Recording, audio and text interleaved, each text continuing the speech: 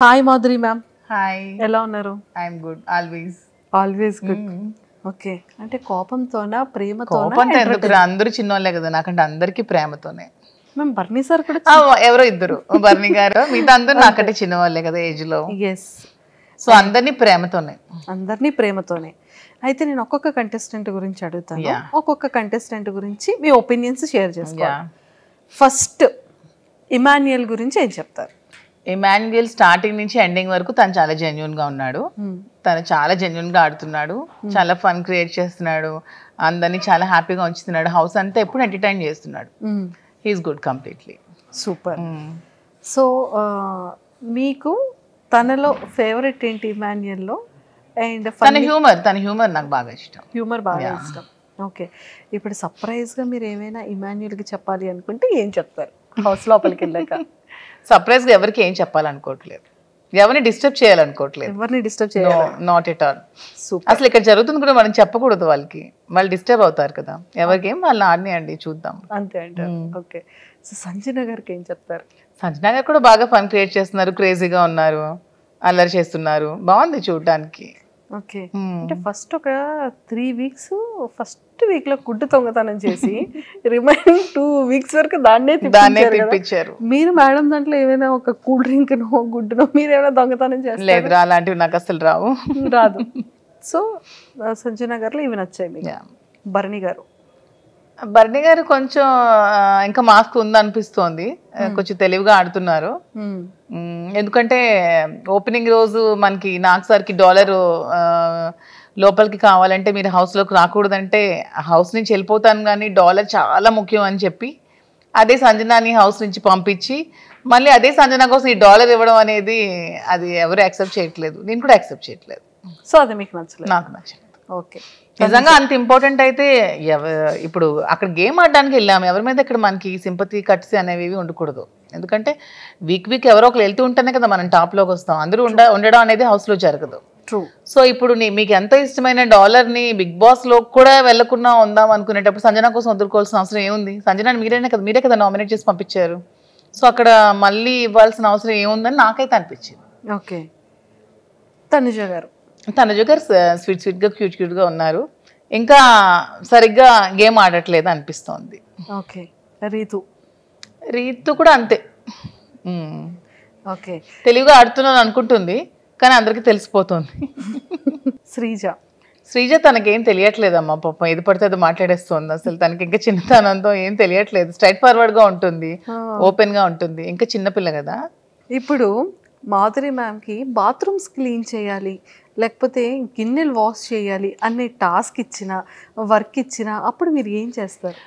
To be frank నాకైతే పనులు అసలు రావు, కుకింగ్ ఒకటే వచ్చు. కుకింగ్ నేను ఏదైనా ఎంతమందికైనా వండి పెడతాను, రిమైనింగ్ అయితే అస్సలు నాకు వర్క్ రాదు. ఇంట్లో కంప్లీట్గా 10 to 20 members పనోళ్ళు ఉంటారు, పని చేస్తారు, అస్సలు రాదు, చిన్నప్పటి నుంచి అలవాట్లేదు.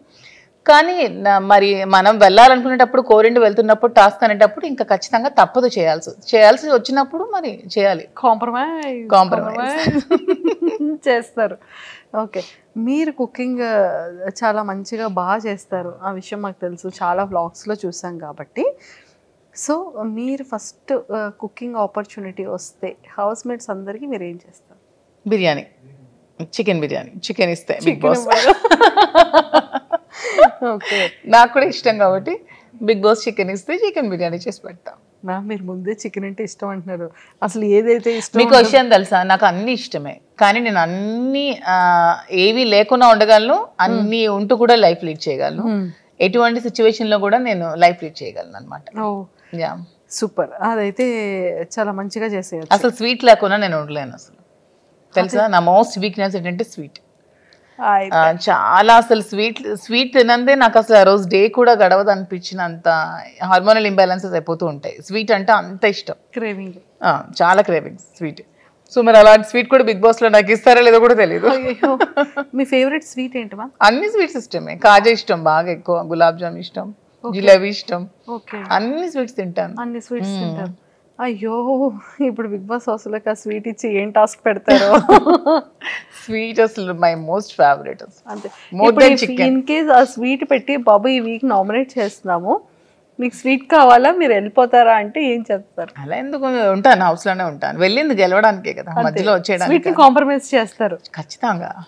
అయితే నేను గెలవడానికి కోసం ఏదైనా కాంప్రమైజ్ చేస్తా. అంతే. అన్ని హౌస్ మేట్స్ గురించి చెప్పేశారు కదా, మెయిన్ పెద్ద గెస్ట్లు 2 ఉన్నారు. ఎవరో 2 మెయిన్ ఉన్నారు మ్యామ్, గెస్ట్ చేయండి ఎవరు గురించి. First Bigg Boss. Bigg Boss నాకు వాయిస్ అంటే చాలా ఇష్టం.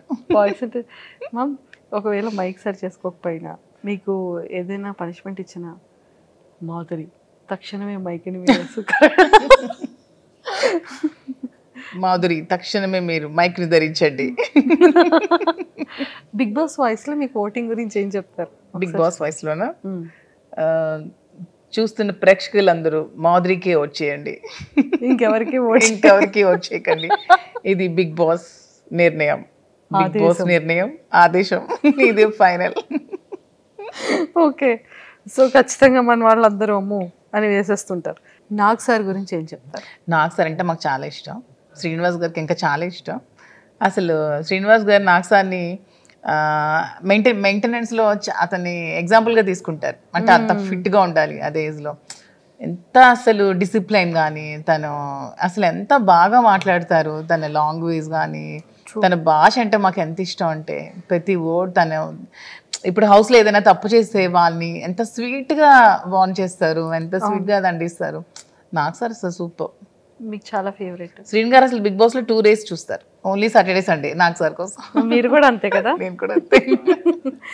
Ma'am actually last time reject చేశారు బికాస్ ఆఫ్ సార్కి కేర్ ఉండాలి, ఫుడ్ టైంకి ఉండాలి, తిన్నారు. యాక్చువల్గా ఎందుకు రిజెక్ట్ చేస్తున్నానంటే, ఇప్పుడు నా పిల్లలు ఉన్నారు, నా పిల్లలు చూసుకోవడానికి మా మదర్ ఫాదర్ ఉన్నారు. పాప అతను చూసుకోవడానికి నేను తప్ప ఎవరూ లేరు. అయ్యో.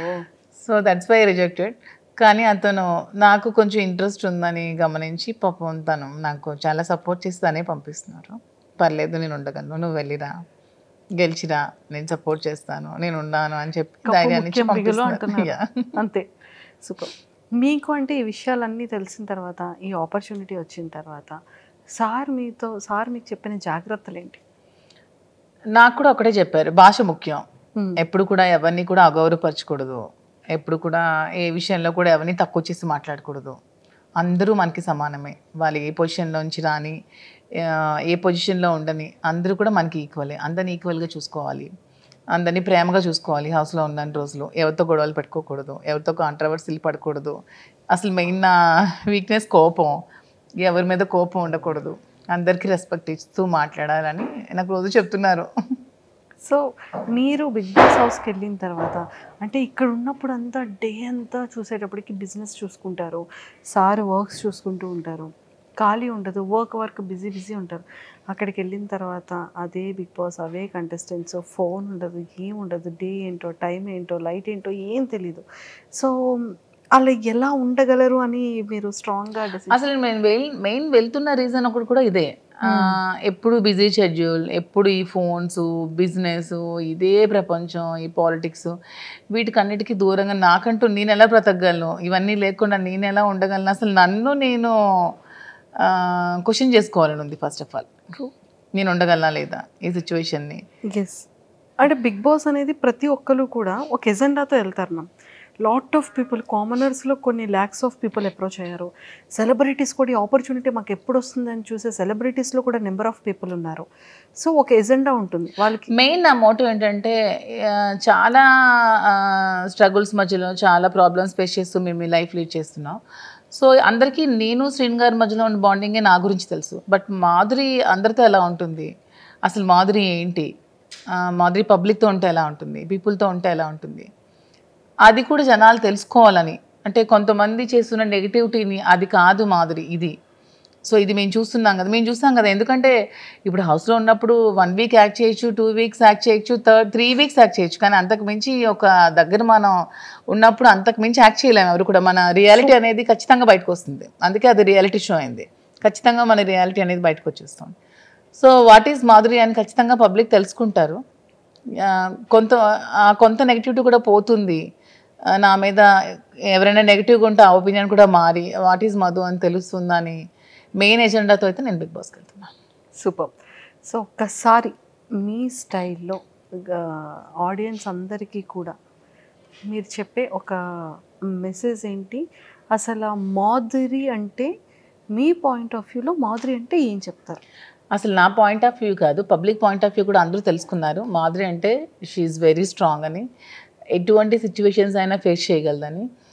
జీరోకి తెచ్చేసినా సరే మాధురి మళ్ళీ పైకి రాగలదు. ఎంత నెగిటివిటీని ఉంచినా సరే మాధురి పాజిటివిటీని మలుచుకోగలదని అందరూ తెలుసుకున్నారు. సో ఇంకా ఇంకొంచెం ఏమైనా ఉంటే మిగిలి ఉంటే అది కూడా తెలుసుకుంటారు. అది బిగ్ బాస్లో మీరు అందరూ చూస్తారు, నన్ను చూసి మీరే తెలుసుకుంటారు.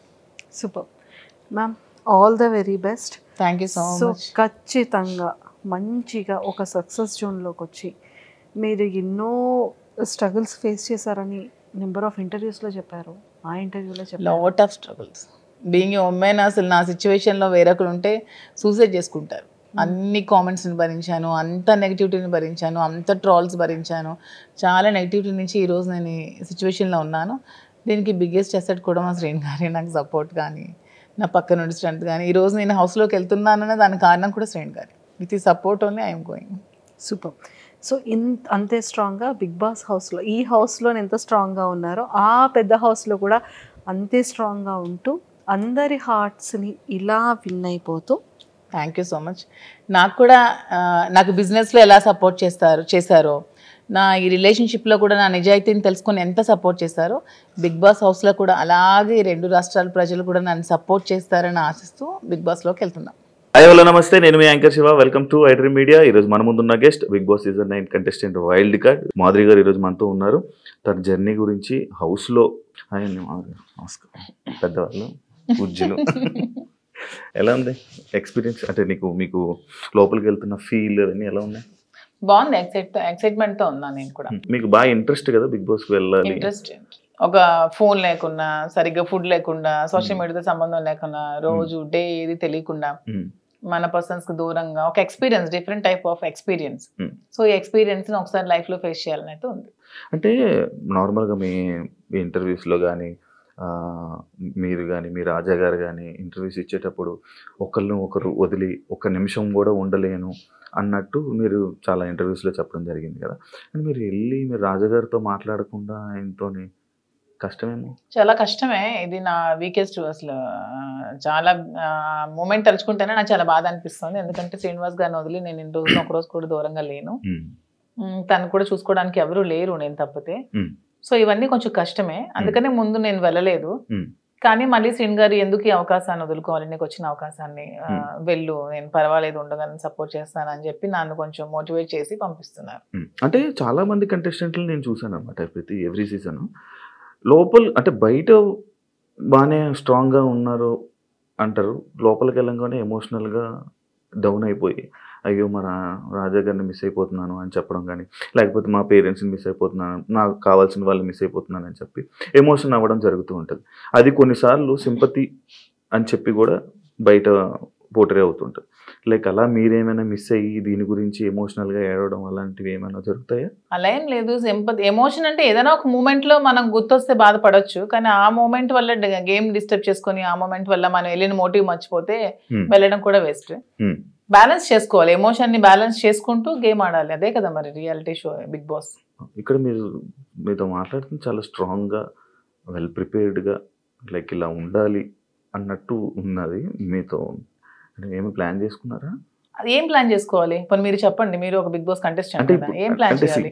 మీకు బేసిక్ గా ఆ ప్లానింగ్స్ ఏముంటాయి నాకు తెలియదు. అంటే రియాలిటీ షోలో రియలిస్టిక్ గా ఉండాలని నేను అనుకుంటున్నాను. ప్లానింగ్స్ ఏమైనా ఉంటే టిప్స్ చెప్పండి. టిప్స్ చెప్పడం కదా, అంటే స్టార్టింగ్ వెళ్ళే కంటెస్టెంట్లకి వాళ్ళకి ఏం తెలియదు, ఎవరు వస్తున్నారు ఏంటి, వాళ్ళ క్యారెక్టర్ ఏంటి, వాళ్ళు ఎలా బిహేవ్ చేయబోతున్నారు ఏంటి అనేది మనకు ఒక ఐడియా ఉంటుంది. కాకపోతే వైల్డ్ కార్డ్ వాళ్ళకి ఒక ప్లస్ పాయింట్ ఉన్నది. అంటే ఏ కంటెస్టెంట్ ఎలా ఆడబోతున్నాడు, ఏ కంటెస్టెంట్ ఎలా ఆలోచించబోతున్నాడు, వాడు ఏం చేయబోతున్నాడు, వాడి స్టెప్స్ ఏంటనేది మనకు ముందే ఒక ఐడియా ఉంటుంది. అంటే మీరు మొత్తం చూసారా ఈ 4 weeks? నేను మొత్తం చూడలేదు, అప్పుడప్పుడు చూస్తున్నాను. వాళ్ళకి ఎలా తెలియదో మాకు కూడా వాళ్ళు ఎలాగో తెలియదు. నాకు వాళ్ళ పేర్లు ఇప్పుడు తెలుసు అంతే, అంతకుమించి నాకు తెలియదు.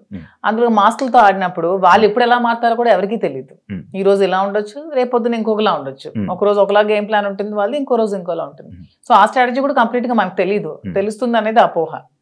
అంతే కదా. ఈ రోజు మీ గేమ్ ప్లాన్ ఒకలా వాళ్ళు ప్లాన్ చేసుకోవచ్చు, నెక్స్ట్ మూమెంట్ కి వాళ్ళు మారొచ్చు, ఇలా కాదు నేను ఇంకోలా ఆడాలని మారొచ్చు. సో ఒకే స్ట్రాటజీ మెయింటైన్ అవ్వదు కదా. అంటే లైక్ మాస్క్లు అని చెప్పి అన్నారు కాబట్టి ఎవరైనా మాస్క్ పెట్టుకుని ఆడుతున్నట్టు అనిపిస్తుంది? అందరూ ఆడుతున్నట్టు అనిపిస్తుంది, ఎవరు జెన్యున్ లేరని అనిపిస్తుంది.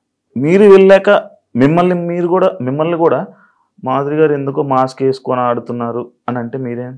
నేను వచ్చాక క్వశ్చన్ చేస్తే ఆన్సర్ నేను చెప్తాను, మీకు అలా అనిపిస్తే. నేను వెళ్ళిన తర్వాత మీకు నేను ఏమైనా మాస్క్ వేసుకున్నట్టు అనిపిస్తే, వచ్చిన తర్వాత మీరు ఇదే క్వశ్చన్ మీకు ఉంటే అప్పుడు ఆన్సర్ చేస్తాను. మిమ్మల్ని ఎప్పుడు ఇంటర్వ్యూలో తప్ప బయట మీ గురించి తెలియదు, మీ ఎమోషన్స్ గురించి తెలియదు. ఎలాంటి విషయాల్లో మీరు కోపడుతుంటారు, ఎలాంటి విషయాల్లో మీరు ఎమోషనల్గా డౌన్ అవుతుంటారు? నాకు చాలా విపరీతమైన కోపం వస్తుంది యాక్చువల్గా, చాలా అంటే చాలా కోపం. అసలు ఆ కోపాన్ని ముందు ఎలాగా అణుచుకోవడానికి నేను ఒక ప్లాట్ఫామ్ అనుకుంటున్నాను. శ్రీనివాస్ గారు చాలా చెప్తున్నారు, చెప్పి పంపిస్తున్నారు. చాలా కోపం, అక్కడ ఏదైనా ఒక అన్యాయం జరుగుతుంది, అక్కడ తప్పు జరుగుతోంది, అది బాగాలేదు, అలా చేయకూడదు వాళ్ళ అనే మూమెంట్ నాకు అనిపించినప్పుడు నాకు చాలా అసలు ట్రిగ్గర్ అయిపోతాను, చాలా కోపం వచ్చేస్తుంది. అంటే ఎవరైనా ట్రిగ్గర్ చేసి అది మీ వీక్నెస్ కదా. నేను ఎవరైనా ట్రిగ్గర్ చేస్తే ట్రిగ్గర్ అవ్వను, నాకు అది నచ్చకపోతే ట్రిగ్గర్ అవుతాను.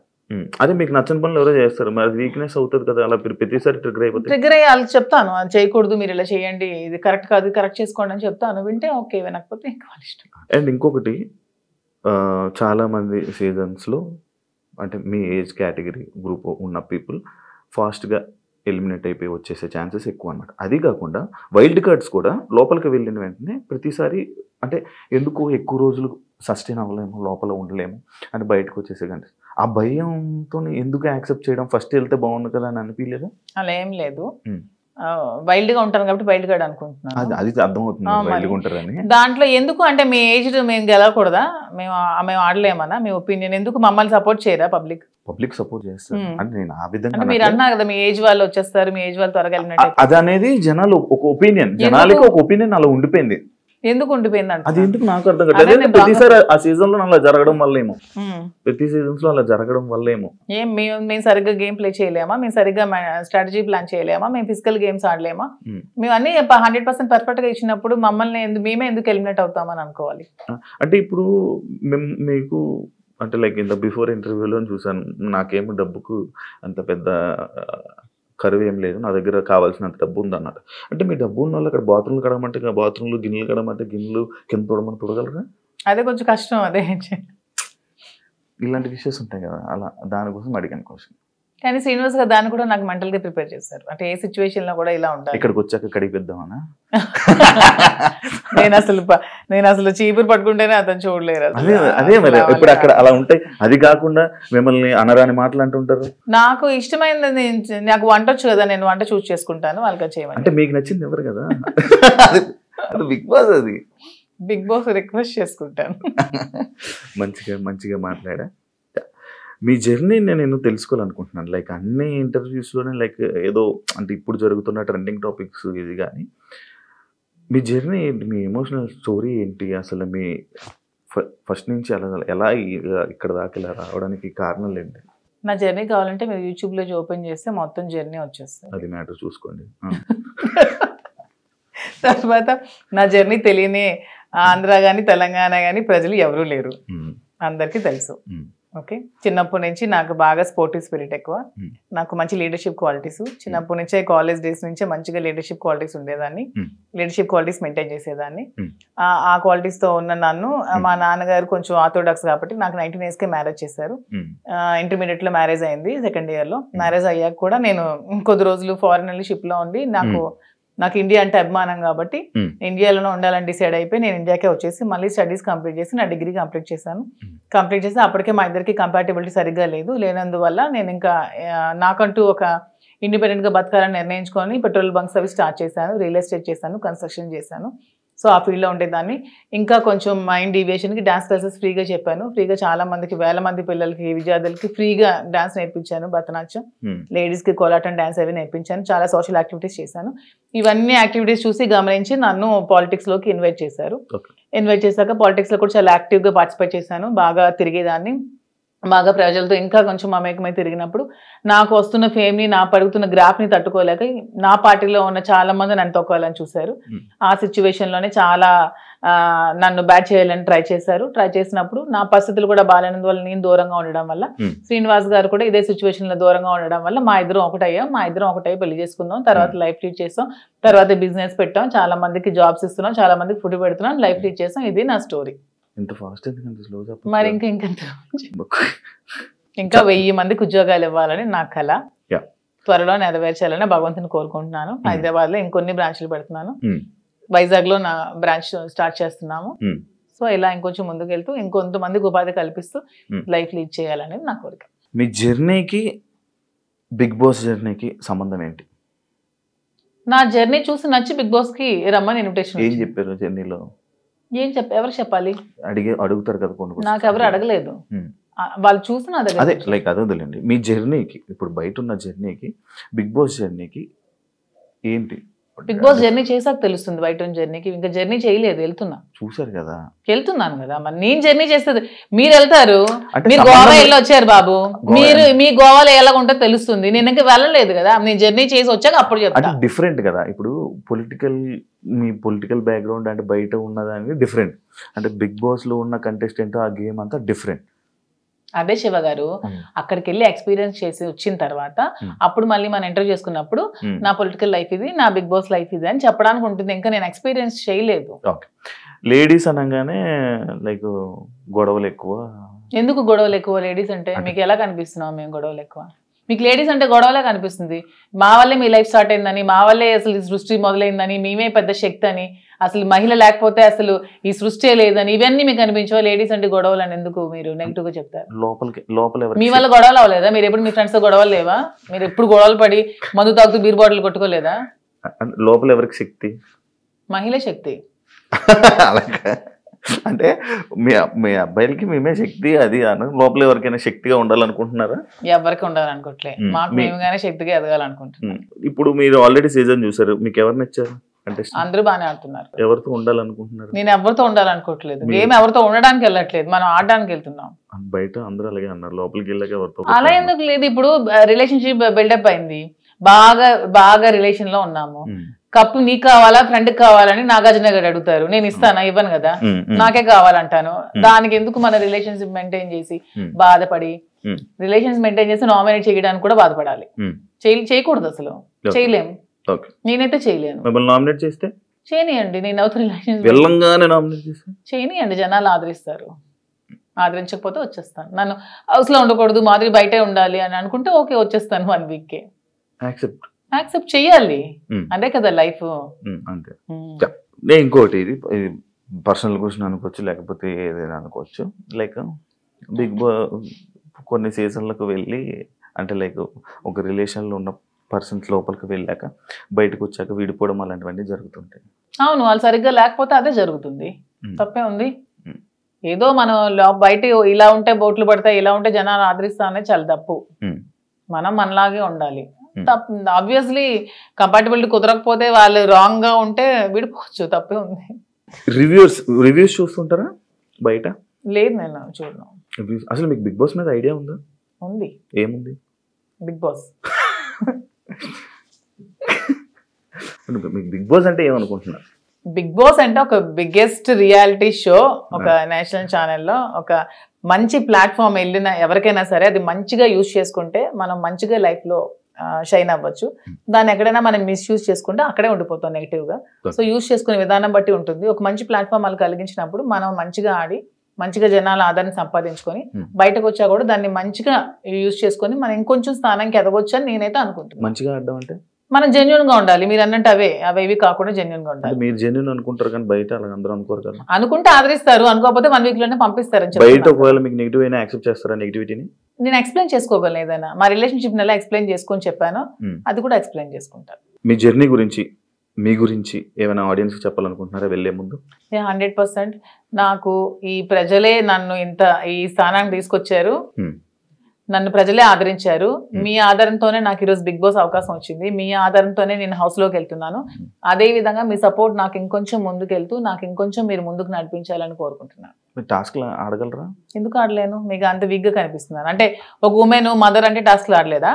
నేను అలా అనలేదండి. టాస్క్ సంజన గారు కూడా ఆడుతున్నారు కదా లైక్ అలా మీరు అదే. మీరు మీరు ఓకేనా ఎప్పుడు ఆడలేదు కదా లైక్ అలా అసలు లేడీస్ అందరూ కూడా ఆడగలరు, వాళ్ళు అనుకుంటే ఆడగలరు. Okay thank you so much Madhuri గారు.